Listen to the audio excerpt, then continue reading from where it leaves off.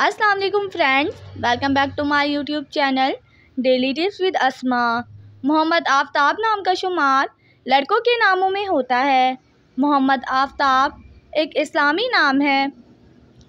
मोहम्मद आफ्ताब नाम की इब्तदाई तारीख अरबी ज़ुबान से निकलती है। मोहम्मद आफ्ताब नाम के लड़कों के लिए खुशकिस्मत नंबर 8 माना जाता है। मोहम्मद आफ्ताब नाम का शुमार इंटरनेट पर सबसे ज़्यादा सर्च होने वाले नामों में से होता है।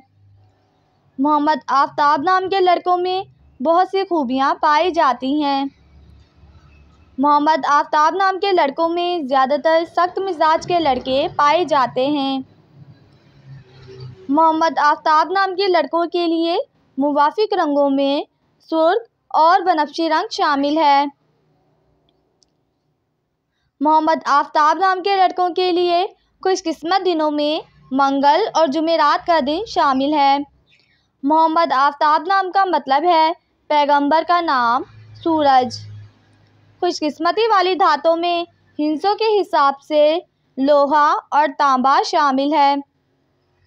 मोहम्मद आफ्ताब नाम के लड़कों के लिए मुवाफिक पत्थरों में नीलम पत्थर शामिल है।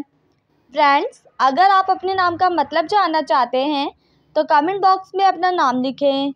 इंशाअल्लाह हम आपके नाम की वीडियो ज़रूर बनाएंगे। Thanks for watching. अल्लाह हाफिज़।